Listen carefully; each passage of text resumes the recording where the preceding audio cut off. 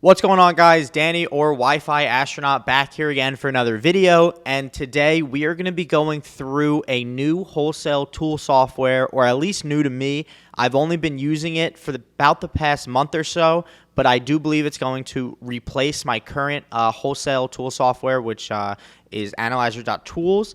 And when I mean wholesale tool software, the actual software used to scan through the price list, this is a tool that's been recommended to me a lot, and I've finally been giving it a really good go, and I really like it. I think it's really good. I think it's very beneficial for my business and will be for yours as well.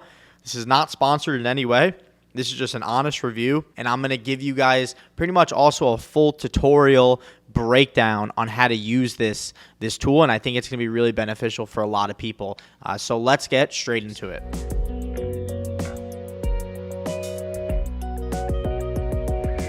All right, guys, so the first thing you're going to want to do, obviously we're looking at an Excel sheet right now. This is not the wholesale tool yet. We'll get to that, though. But the first thing you're going to do is you're going to want to make sure you have your Excel sheet in order, right? So this is the price list that I got from my distributor. I'm not going to tell you guys who the distributor is because it's a new one, and I think it's going to be pretty good for the business. But you're going to want to get this price list, and you're going to want to go through it, make sure everything looks good. The most important things is that you have the UPC column right here, and you have the price column. It's also important to know which is the actual final price column because in this sheet, there's 3 price columns. There's the wholesale price, the retail price, and then some items have discounts already listed, and then you got the final price. So you have to make note of what the final price column is and make sure you have that.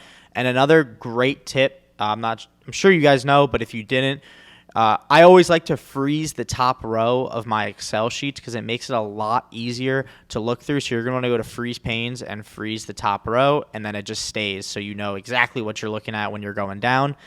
And then in this specific supplier, they put the available quantities on another sheet.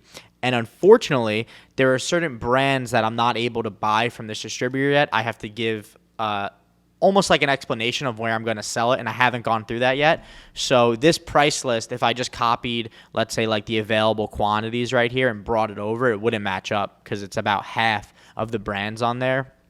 I still have to get permission from the distributor to sell. That shouldn't be an issue, but it's just something that I have to do and go through. For this spreadsheet right here, again, we're going to freeze the top row just because it makes it easier to look through. And then we're also going to we're going to highlight the quantity available section just so I'm able to see what quantities are available really, really quickly. And then I know right next to it we have an allocated and an on hand. So it just gives me a good spot to look at on my second monitor when I'm going through the tool. And it's something that I think is necessary for you guys to have. All right, guys, with that being said, let's get into the software. So as you can see, the software is wholesaleinspector.com. Now, this is a new software to me. It's apparently not new to many other people. A lot of people have been using it. I just really found out about it. I've been using Analyzer.tools, which is a local software on my computer. You download, but this software is actually online. It's in browser, and it is super fast and seems to be pretty much just as accurate and gives the same filters as Analyzer.tools does. So the first thing you guys are going to want to do when you get to this, you're going to want to actually drag and drop your price list into it. So if you click, I'm not going to click it, but if you click right here, you can click your price list, and then it's going to come up and say you don't have this file mapped. So what you're going to want to do is just give it the identifiers. So in this case, I'm just going to go over to file maps. And this is exactly what it would look like on your screen. So I've already uploaded the price list, and then I have to tell them where like everything is. And it should automatically hit some of it if it's labeled, which it did. So like the identifier is either the UPC, the EAN, the ASIN, or the ISBN. In our case, you always just want the UPC. We're in the United States. That's what we use. Europe is EAN. ASIN is the Amazon code. And then ISBN is for books. So the identifier in this case is column H. It has that. The cost in this case, you make sure this is column M, because remember how I said there's 3 different price columns in this sheet. Make sure it's on column M. If you want to be super sure, you could even delete the wholesale and retail price from your sheet just to make sure it picks the right one. But it doesn't matter because you can change it. So make sure it's on column M. Supplier SKU. This is important for building out your purchase order while you're going through it. So make sure it has the supplier SKU on it, which is right here. It's item C. And then the rest of these don't really matter. Supplier title could matter. It doesn't in our case because we don't need it. And then if you want to add custom one, so if you wanted to see like your discount, I would add column I, and then we would go in and change the name to discount once we get into it. But we're not going to do that. And so then once you do that, you're going to want to go back over to it, and then it's going to run. I'm going to actually rerun this one just so we get a fresh slate. And as you can see, it goes extremely quickly. But as that's happening, we're going to go over to options, and we're going to kind of go through some of the stuff in here. So real quick, we have the upcharge percentage. I leave that at 0. I don't even know why you would click that. We're not going to use that. Here's an extremely important one is the unit prep cost. So I have put in $1. Mine's actually a little bit lower, but I'm just going to keep it for $1 just for the sake of the video because that should be about your average prep cost in terms of wholesale. And then as you can see right here, it just gave me an email that it has completed the file. So we're also going to include our inbound shipping, which has 20 cents. I'm actually going to lower this to about 10 cents a pound because that's pretty much what it is, LTL. It could even be lower depending on how many products you have and what their size is. But so we're going to put that to 10 cents a pound. Multi-pack fallback, we're just going to leave that off. Remove duplicates, yes. And then so this is another really interesting column right here. We have when you're comparing the profitabilities on the product, you have to use the average BSR, so you can actually choose the 30-day or 90-day best sellers rank, which is really, really good. Or you can just use the current, which is at that exact moment. Now, I'm going to leave it at current just because we already ran it at current. However, I would absolutely recommend you do change it to 30-day historical at least. If you do it to 90-day historical, you may miss out on newer products, which you do see often. Like brands and distributors are always adding new products, and granted, the distributors will usually tell you when they're adding new products, but sometimes they just kind of pop up on the price list when you get them each month or every 2 weeks or whatever. So 90 days might be too far, but I'm going to leave it as current for right now. Again, same thing for the 30-day historical or for the average price. You can either leave it at 30 days historical or 90 or current. I'm going to leave mine at current again because I want to see what the price is today. However, 30-day historical is you can't go wrong with that because then you can see the average price over the past 30 days. However, on it, we're also going to be able to see it. We have a column that I'm going to show you guys where you can also see it.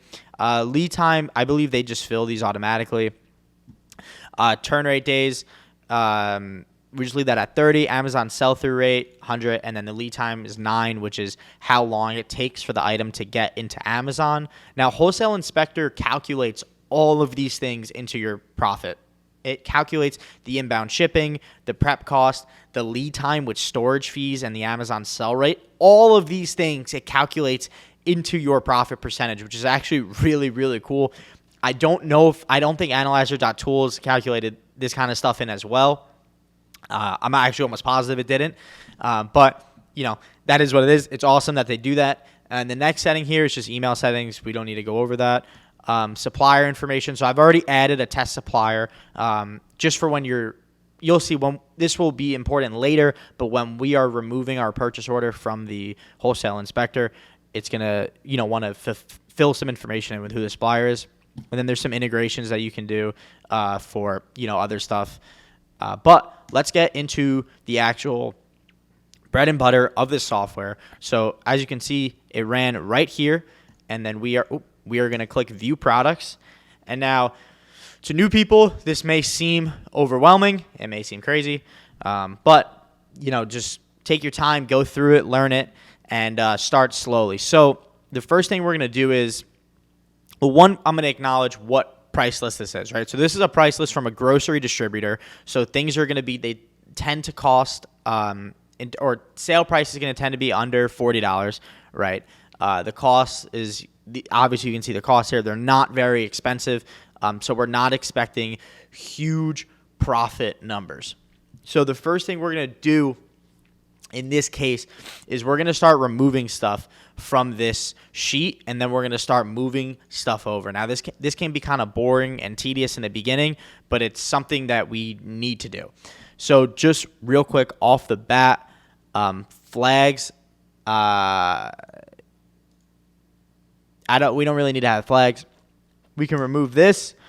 Add to Seller Central, we don't need that. Net revenue, we don't need that. We don't need any of this stuff right here because it's all calculated for us. Length, width, height, none of this stuff matters. We can leave reviews, share profit per month. This is the amount of a lot of these are just estimations. Competitive sellers is an interesting one. I'm not sure how accurate they are on that and what they deem as a competitive seller, because what I deem as a competitive seller is someone with a substantial amount of inventory in stock and is prime. That is a competitive seller and will affect how much we order. Estimated units per month. Again, I'm not sure how accurate this is. Usually a lot of times these tools aren't accurate, so we're just going to get rid of it. Number of sellers is relevant. Parent ASIN, we don't need that. Number of variations, okay, don't need that. Amazon in-stock rate, we're going to leave the 90-day Amazon in-stock rate. Percentage over time, ROI, we don't need this. We don't look at ROI. We only look at margin. Percentage over time profitability, we don't need this. These are all, again, estimations on their end. Category, we don't need that. Sales rank drops in 180 days. I guess these are just the amount of times it drops. That's not relevant to us. All we care about is the actual bestsellers rank. Lowest bestsellers rank, we don't need that. And so here's average bestsellers rank, which is important. We can take off the 180 days because that's too long. We get rid of the 60. Between 30 and 90, you could keep either. I'll just keep both up for right now, and then the actual bestsellers rank. Margin, where's that? Margin percentage right here, it's very important. We're going to move this over to the front in a little bit. ROI, you could keep it. I don't look at it because it's not necessary. Lowest FBM, lowest FBA. We don't need to see that right now because, again, these are all things we're going to see on the listing. Average buy box price, again, here's something important. So with the average buy box price and the lowest or the average bestsellers rank, I like to keep the same time frame. So we're going to get rid of 60 and 180. And then we're going to keep the buy box price. Total cost is, I actually don't know what this is because we have a cost right here. Okay, so we're actually gonna keep this because this is going to include our multi-pack cost as well. I did not realize that it did that. That's sweet. So we're gonna keep that. ASIN. Honestly, we don't really need that when it's up because these are all things we're going to see. Amazon title, we're going to keep that up, and then we're going to put it next to the supplier title because if it's not the same, we're going to be able to tell really, really quick. If this says Absorbabe and then next to it says Samsung, it's obviously not the same product. However, I hadn't been noticing that happening on this Meltable. We don't need that. IP complaints don't. Size, color, brand. We can keep that up. Amazon pack quantity. Again, this isn't always accurate on these types of things, but we will keep that up. Supplier discount. It's not really relevant to this. It's relevant on our Excel sheets, but it's not super relevant. The identifier, the UPC, we don't need up. The Amazon links right next to it. Listing match. I don't even know what this does. Oh, it just says fault. We don't need that. We'll be able to tell that. Purchase order quantity is important. It's for our how much we're going to purchase. And then actions is so you can pull up the product. You can move it or you can add a note, which is cool. Does it save if I add a note? Okay, cool. So that's actually something I've wanted. I didn't even realize I did that. Sweet. So you can add a note and then you can star it. All right. Cool, so we're going to leave that, and then now we're going to kind of reorganize how we have it. So the first thing we're going to do is we're going to keep our cost here. We're going to move our Amazon link over. We are going to take our profit and move it over here. We're going to take our margin and move it over here. Now, again, you want to kind of order it on how you're going to look through it, and you'll learn as you go what you specifically look for first when you're going through the list. So for me, I actually sort by margin. So I'm just going to have margin on my it's going to be one of the first things I look at. And, you know, I might not be looking at cost right away, but I am going to be looking at margin and kind of the profit right next to it. Supplier discount is not something we need to see. Average buy box price over 30 days. This is something we can keep right here. Purchase order quantity, we're going to want next to margin. Amazon link, I'm actually going to want right here because, again, I'm going to look at the margin, glance over at the profit cost and the average buy box price, and then I'm going to click the link. So the things on the left right here are things I'm glancing over. Supplier pack quantity is one. Now, this is not accurate because I don't believe it even said it. And the way this supplier does their pack quantities, you have to look back in the Excel sheet because it's very weird how they do it. And there's no way to be able to pick it up. So we're actually going to get rid of that. And we're going to get rid of, I guess we could keep Amazon pack quantity if it's accurate. So in this, just by looking in this one right here, it is accurate. It's showing 4. It is 4. As you can see right here, the cost is $55, but the actual cost per unit is $13.79. All right, so we can leave this. We'll bring over our total cost. We could keep it right here. It would just be another identifier of if it's a pack quantity or not. And then we got the brand right here, the image. The image is important. You could glance at. I mean, this is being pulled from Amazon, so it actually doesn't matter. So we're gonna get rid of the image, just because we're gonna be seeing it on the Amazon page. Buy box price. This is something we can keep here. We honestly don't even really need it because we're looking at the average 30-day buy box price. For this one, obviously there's a difference, but we care more about the 30-day one. We'll actually just look at this real quick so I can show you guys kind of what I'm talking about. So if we look at, all right, so this, we haven't filtered it yet. So these are not filtered through, so we'll wait on that. But I think this is pretty good for right now. I'm trying to think if there's anything else I'm missing. Number of sellers is extremely important. We'll put that we'll put that right here. We can put number of sellers, put it here. Put number of sellers here. Again, this is kind of up to you how you want to filter through or like organize it and make it look how you want. Now what you're going to do, this is called a view. So just real quick, you're going to save this view. So I already have one saved as wholesale. So we're going to save this as wholesale 1. And then now everything you see here, this is called a view. And the great thing about this is now when you go back to it, it's actually going to be saved. So when you upload another price list, you can just click wholesale 1 view and it's going to be right there. And we're going to wait for this to save. I unfortunately froze while I was recording this and it didn't save anything. So I just went back and redid it really quick. But here is what I have. This is one of my saved views. This is what I've been personally been using when I'm going through it. So I'll just go over it real quick with you guys. And again, you can skip ahead if you want to see me actually going through it. I'll have it marked throughout the video. But I'm going to just go over it really quick. So in this column, we have the cost of the product per unit. And then we have what Wholesale Inspector is estimating the Amazon pack quantity is. Now, again, this isn't always accurate, but this is what they're estimating the Amazon pack quantity is. And then we have the total cost of it. So if it's a multi-pack, so you see this says it's 12, the total cost is 46.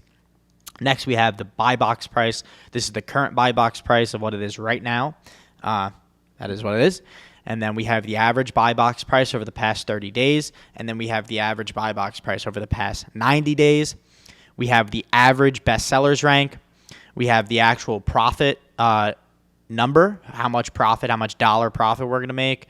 And obviously, this includes everything we talked about before. We got the cost of goods, the FBA fees, referral fee, the inbound shipping estimation, our prep cost of $1 per unit, and then our storage fees of 70 cents. So just one thing I realized, it doesn't calculate prep costs from multi-packs. So you can see right here, it just still says our prep cost is $1. So this is something that you're going to have to be cognizant of and do it in your head. I don't think there's anywhere on this site where it said edit prep costs for multi-pack. That's something I just noticed. Obviously, we have the margin percentage, which is what I sort by. We have our Amazon link, which just goes straight to the Amazon storefront, the supplier SKU, and then our purchase order quantity. So let's say we want to buy this product. We put in 25. We want to buy 25 units, put that in. Next, we have the Amazon in stock rate. Again, so if I saw this would be a product I skip over, and it has some pre-highlighted, like it has, so if it's like 57%, it's going to show up yellow, and then if it's 100, it'll show up red, and then we got the Amazon title, the brand, the image.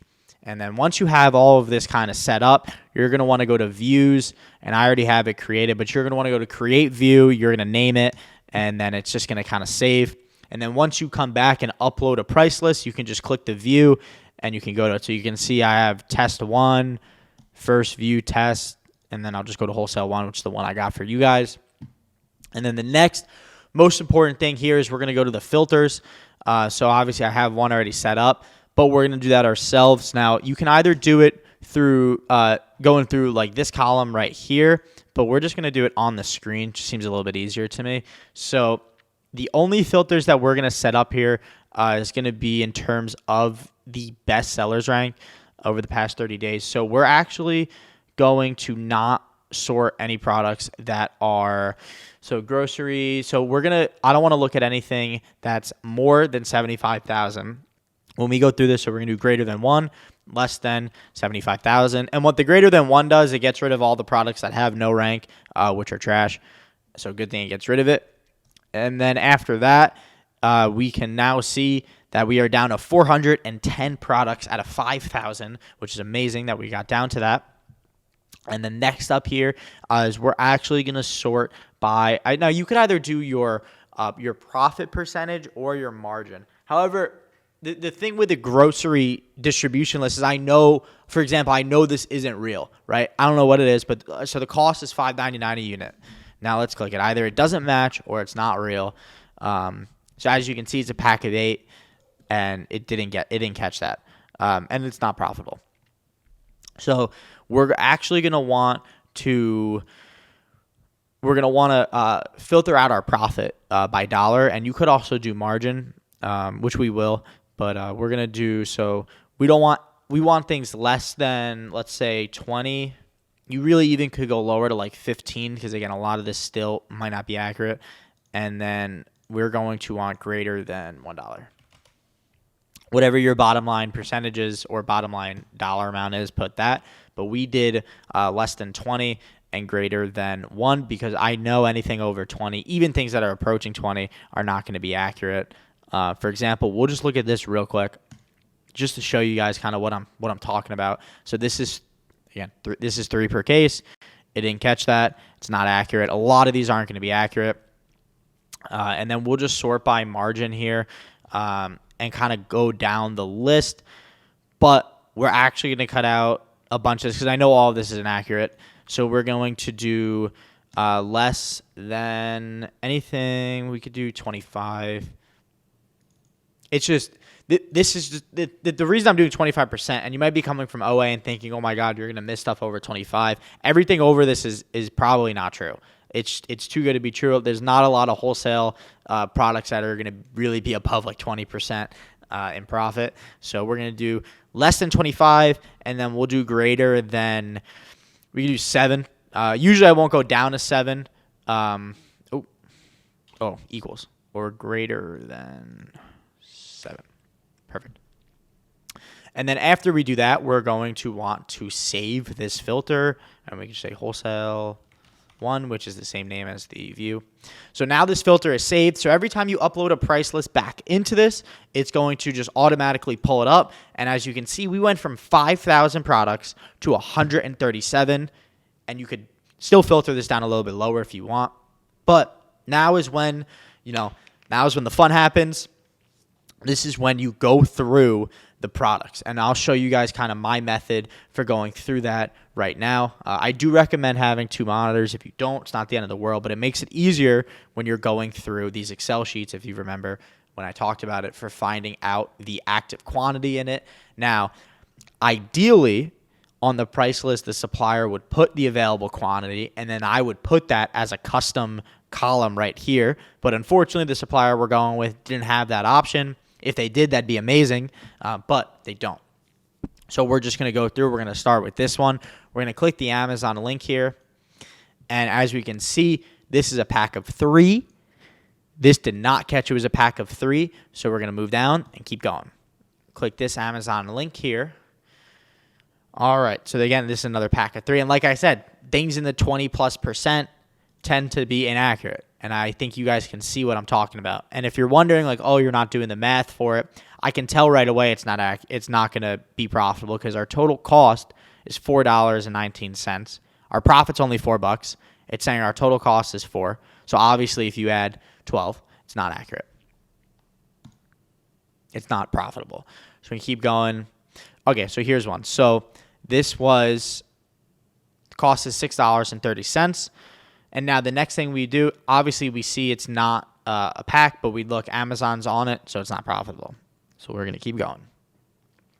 We're going to keep going until we find a profitable product. This is a 2-pack. Didn't catch it, so we're going to keep going. All right, here we have some body lotion. And it looks like this is good. So we got some body lotion here. It's not a multi-pack. Amazon is not on the listing. And so the next thing I'm looking for, so I go first, I'm looking for the pack. And then the next thing I'm looking for is the amount of sellers on the listing. If it's just 1 or 2 sellers, automatic red flag. If it is 1 or 2 sellers, I'm looking to see if one of them is the brand name. If one of them is the brand name, I'm not selling it because the brand will almost always kick you off. If there's more than 2 sellers, so 3 or more sellers, then you're pretty good. But as a rule of thumb, if there's just 2 sellers and the product is profitable, especially if you're getting the list from a big name distributor, it's probably too good to be true because all of the other people who are running through that product price list are going to get that product up as well. So obviously, as we can see here, there's multiple sellers. We got a few competitive sellers. That's a competitive seller. That's a competitive seller. Depending on what their inbound is, these could be competitive sellers as well. But nothing like too crazy. Looks like a good product thus far. And then we'd come down here. We'd look at the Keepa. Unfortunately, so this is a problem with some Keepa charts. When you have large spikes like this, it can alter the rest of the graph. So we're actually going to come into the month view, or you could even just go like that.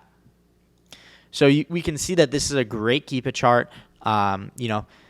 It's been trending upwards in the past month or so. The price has gone from about $11 third-party buy box price to now being around $14.50. Usually what that means is that the product's going out of stock. So I'm sure when I check on my supplier list, it won't be in stock. But the way I do that is now I come over to the supplier SKU, copy and paste it, and then on this screen right here, which is usually my other monitor, but I'm going to do this, I click Control F, and then I'm going to go for Find, click Find All, and then we can see it's right here. So we can see my supplier actually has 23 of these in stock. So I may go ahead and order this product. I may not because I showed it on online. But so we can see my supplier actually has 23 of these in stock. And then we just real quick make sure everything matches up. So it's Desert Essence, Almond Body Wash, 8 ounce. And you can even check the UPC up here just to make sure everything matches. And I believe it does. So I got rid of the UPC, but everything on this matches. So in this case, on this kind of a product, I would test order about 18 units or 24. So they only had 23 in stock. I'm not going to ask for 23. I'm going to ask for 18. And the reason I do that is because of the pack quantities are usually in groups of 6. And if you ask for like 17, they're going to have to open up a pack. And a lot of times they don't want to do that. And normally it will say pack quantity on the price list. But for this one, it didn't. So I'm just going to put 18, order 18, and then keep it moving. And then you'll see it also puts this up here. We got one SKU for 18 units for a total cost of 100, which is cool. But I don't like looking at it, so we could push it down. And then you just keep going. And now normally, again, this is kind of an action a VA would do. So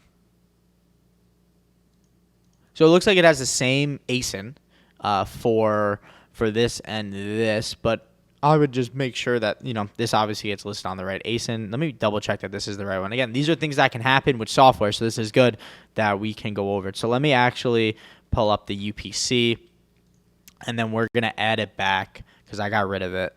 We're going to add back the identifier, and make sure the UPC matches. Okay, so this is a perfect example. So the UPC matches for this one, but for this one, for whatever reason, the Amazon link is wrong. But we can still go through and see which one it is. So let's just copy the UPC, and we'll post this in Amazon, and it should just come up with that listing. And then also what's great about this tool right here, AZ Insight Pro, it actually usually will pull up the UPC. Yep, right there. So we'll Control F. And then as we can see, this is the same UPC. So this is the product. And then we'll just go through and look. And we can see this is not a sales rank that we want to sell. It's way too high. Don't like it. So move on. And then you just go through the list. You go down the whole way and keep going. So here's a good example. For my specific distributor, I know I'm not able to actually buy these products right now for my distributor. I have to pretty much ask permission. But the amount of competitive sellers on this listing is too small anyway, because we only got 2 people. We have Healthway Shop, which I see on a lot, and then we have Native Strong. I'm almost positive Healthway has an exclusive deal to sell these because all of the LifeFlow products, it's like only Healthway. And then if we come down and look at the average sellers over the past 75 days, we only have a few. And it's a new product too, which usually newer products will mean they have an exclusive agreement with someone. This is not a product that I'd want to sell just because of the new offer count. So we're just going to keep going. Here we go. So we got Nature's Life. We have enough sellers on the listing, so we're good there. The rank is pretty good. It's pretty decent in terms of, vitamins and such. We have what appears to be a minimum advertised price, just because no one is moving from this price. Now, this isn't anything to be worried about. This is it's clearly a MAP price. It's probably around $30. But then there appears to be a move up in terms of the buy box. Again, that could be for a multitude of reasons. Could be stock. Could just be, the buy box got naturally pushed up and then everyone matched it. It's good for us, good for everyone. So right here, we can see our profit on this is $7.25 per. Just go back, double check it wasn't a pack. So in this case, I already know we're not going to be able to find it on our available quantity list. So as you see, it didn't show up. But we're just going to go over to our price list and make sure it's still there. And as you can see, it is. But for whatever reason, my distributor off the bat isn't allowing me to purchase Nature's Life. So I'm just going to have to go through, ask permission to do that. And they almost always say yes. There's really never a reason for them to say no. You just have to say where you're selling it, why you want to sell it, and what you're doing, and stuff like that. Kind of have to prove yourself, but it is what it is. We'll go through. We'll do a few more for you guys. Again, it's pretty self-explanatory. So Captain Traders, there's one person on this listing. There's a couple offer counts. Amazon was on it, and then they fell off. Amazon was on it for a while, and then they fell off. This is probably not a product I would sell just because there is one person on it. And then we could even go take a look at their storefront. It's not loading, of course. It's not. We could even take a look at their storefront. Okay, it's not going to load. That's fine. But it's not a product I'd want to sell. It's just one seller. It's usually too good to be true. Amazon is on this listing. We can see right here. So we're going to move from that. We could have seen that right there, but I didn't look. All right. So this one we got Stavita. And then we got Recommerce, which you'll notice a lot of common names on a lot of these products. These are all, big guys in the wholesale game. The Keepa looks great. There's, the volume is great. The actual, the price action here is fine. It's about $29-ish. We can see our cost is $12. Our buy box price is $29. And then it gives us some historical data. And then the next thing we would do here is we would copy the supplier SKU, come over to Excel, paste that in, find it, and then this is because I have a tab. So right here, Stavita powder, and then we'd come over to the inventory to see if we can purchase it, and it's not here because I cannot purchase this brand. Again, I would compile a whole list of all the brands not able to sell and then bring it back to the distributor. A way I was doing this a few days ago when I was sourcing with this, I was just actually putting a 1 here because I didn't realize that there were notes. But it's just easier. I just put a 1 here, and then once I take out my purchase order and it exports everything I have a purchase order on, everything that's quantity 1, I would type in a separate email and say, hey, I want to sell these brands. It's just quicker to figure out what brands. And then we'd also, Nature's Life, where's that right here? So we put a 1 there as well. And then we just keep going. Click the Amazon link. So this is a pack of 2, and it did not catch that it was a pack of 2.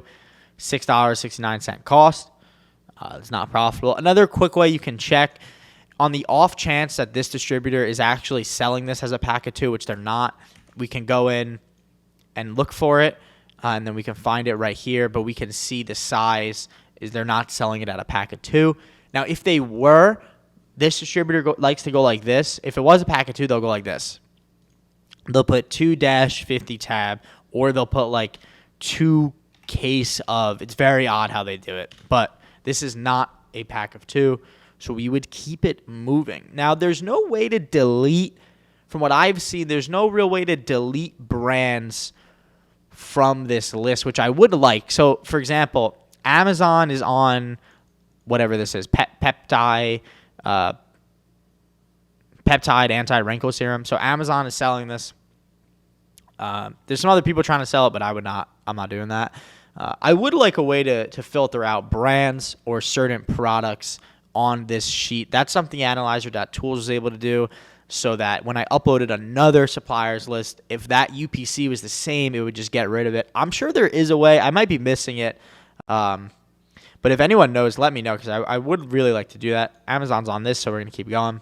And then we'll just do like a couple more, because this video's getting pretty long. It's very self-explanatory how to do this. Once you kind of get it going, here we go. We got Vita Sunset. So we can see not a pack. We have some sellers on our, some multiple sellers here, which is good. I believe. Okay, yep. So this is fine. Keepa looks fine. Price action's fine. The sales rank is great. Again, this is like typical. This is like a typical sales chart for a lot of these products. We'd go over, copy and paste the supplier code, try and find it. So obviously we can find it right here. Just double check 24 ounce. Go over to the inventory, find it. Cool. So it's actually in inventory. There's 22 units left.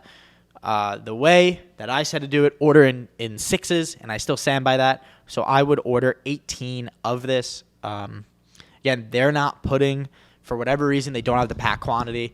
I believe I might be able to get it from the website, but I just don't have it up. And the pack quantity is how many units are in a pack. So this we would buy 18 of to test. And then there's another whole process to go through of how much to order for the month. Now, a lot of people just go off of how quickly their test order sells, which is great. That's pretty much usually what I do. There's some other great mathematical ways to go through it, which I can go through in another video on how to calculate or how to estimate what your monthly order should be. But truly the best way is after you've already sold it. So this is great. And I'll actually end it on this product here, end it on a profitable product, end it on a good note. So next thing we would do here, so let's say you go through the whole list, or your VA has gone through the whole list. The next thing you would do here is you would go to purchase order. And now it depends how your supplier wants their purchase orders. A lot of times they just want you to upload an Excel sheet.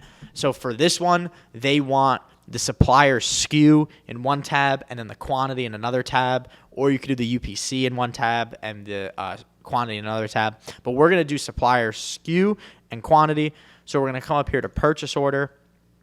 We're going to assign a supplier, which is, as you guys remember in the beginning, I had a supplier assigned, and then we're going to click purchase order again, and we're going to download it as a CSV because we want it in Excel.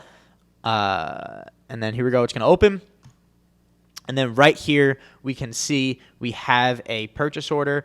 So for this case, I would have to filter through on actually Wholesale Inspector what what I want showing up on the purchase order. So I would change it to brand, and then I would filter out all these ones. I would make a note of all those brands, and I'd email, ask for the person to sell them. And then for the rest of this, I would just upload it.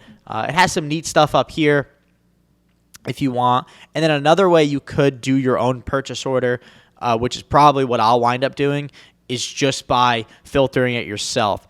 So real quick, we can just go like this. We can leave cost. And then we leave the supplier SKU and the purchase order quantity. And we'll leave the brand. What else we have up here? We have the identifier. We could leave that. Let's get rid of the image. And then I would just download this. And I believe this should work. So I would just download this. Okay, so yeah, so I would just download this and then use it. This way is how I would do it personally, because then now I can see the brands. And did I mess something up? All right, so it looks like it doesn't want to give us our purchase quantity, which is weird. But all right, so I guess we would do it the other way, the purchase order way. But that's it for this tutorial, guys. I hope you enjoyed it. Hope you learned something. That's all I got.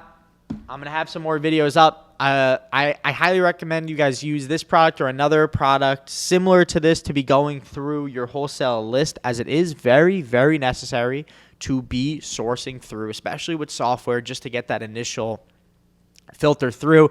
But again, as you see, the best way to do it is with the human eye. Highly recommend you guys get some VAs to work on this. But that's it for this video. Hope you enjoyed. Daniel, Wi-Fi Astronaut, you guys have a great night. Peace.